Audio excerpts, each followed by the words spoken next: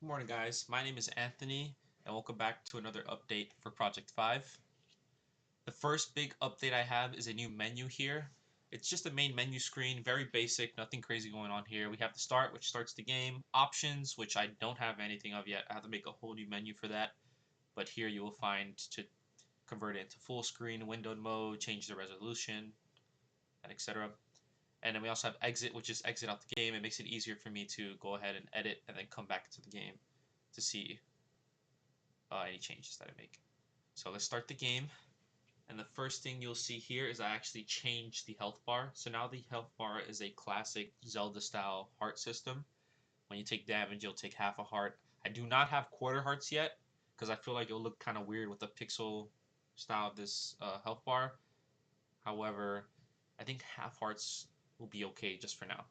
If I do in the future plan on adding quarter hearts, it'll be easy. It wouldn't be difficult. But for now, I just want to stick with half hearts. Another thing that you see on my screen is an enemy. It's a new enemy. It's called the Spewer. He basically shoots poison at you. Now, the poison doesn't have any effect. It doesn't actually poison you yet. However, it does do damage, and I'm going to show that here in a second. So, you go up here. He shoots me. Boom, I take half a heart damage, and I go invulnerable for a couple of milliseconds.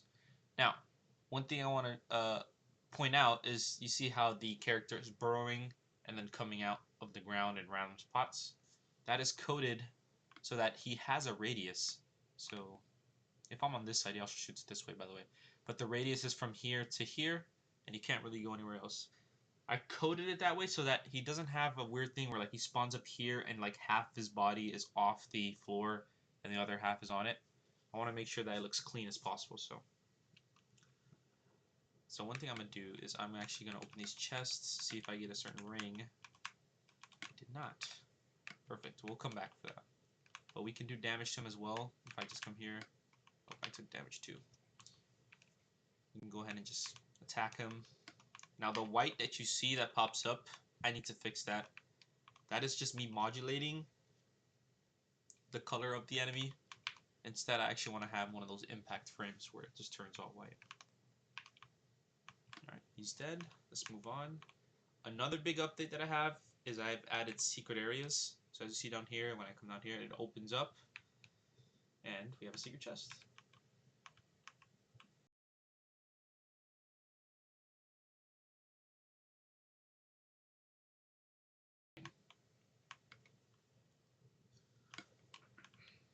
Perfect. This is the ring that we need. So this is the first ring I added attacks to. This is the lightning ring. So light blue is lightning, green is poison, red is fire, and orange is technology based.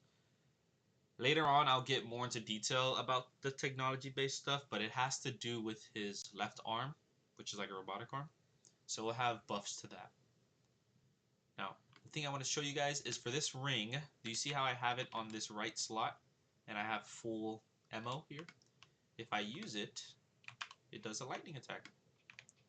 So that one just spawns 3 lightnings, but if I do it in the air, I slam down with 1 lightning. It's pretty cool.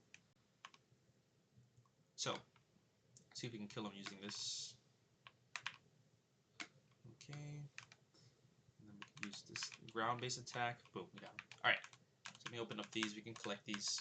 So as you see here in the menu, we have the orange ones, which are the technology-based attacks, and the green ones, which are poison-based. However, I don't have any of those attacks coded into the game yet. The only one I have is lightning.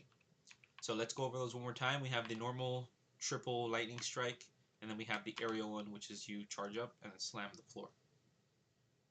Now, I do have plans to make them feel smoother. Like, for example, for this one, I'm going to add a screen shake when you slam the floor.